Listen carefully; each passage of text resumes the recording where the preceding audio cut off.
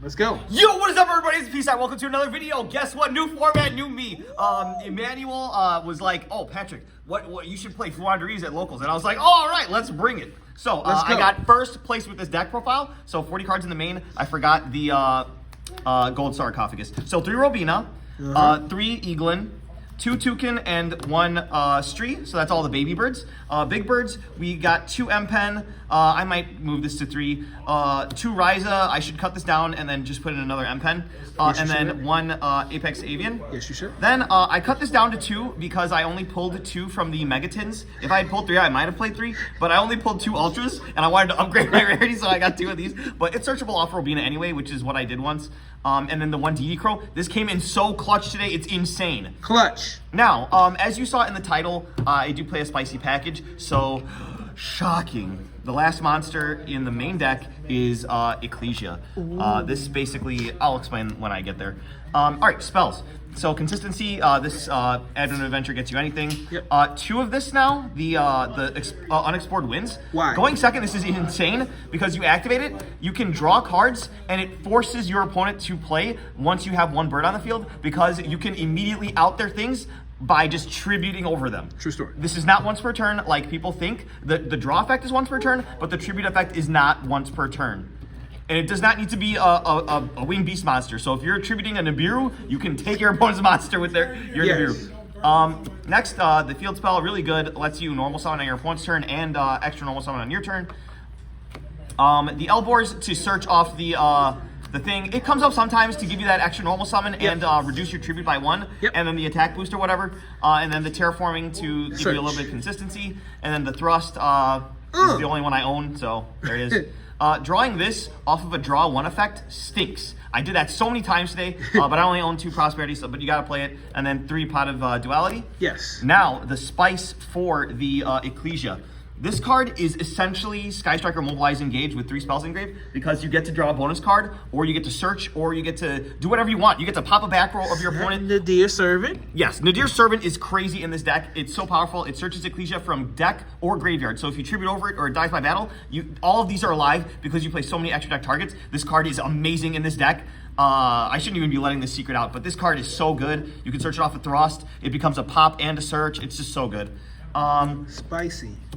Last up, we play 3 main deck traps. The Dreaming Town, obviously. The Harpy's Feather Storm, because I just like hurting people. And then you can search this off Ecclesia, and then you plus off whatever you send off this too. It's so crazy. You never go into your extra deck ever. Insanity. So yeah, so next extra deck, 2 Garura, because we like drawing free cards. 2 Intis, because we like popping our opponent's stuff. Yes, we do. So that's all the fusions. The 1 Omega.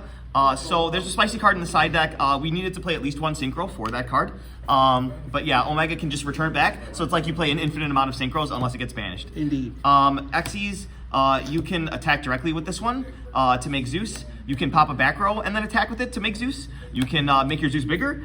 You can burn your opponent by overlaying 2 M-Pen. Yes, which will never come up. But and then you have your ultimate rare Zeus that you can slap on top of any one of your Xyz monsters. Sexy. Finally, I just didn't know what to put for links, but these 3 are the mandatory ones, and not even so much the Underworld Goddess, but definitely these 2.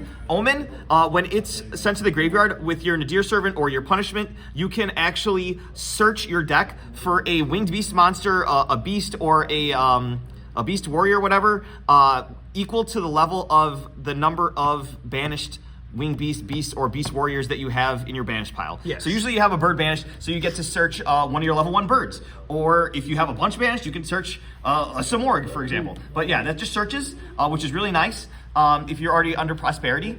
But if you're not under Prosperity, you can send this, and then this can send your Garura, or it can send this if you really want to, but I don't know why you would ever do that. But yeah, this is mainly to send Garura, and this basically turns Punishment into kill anything on the field.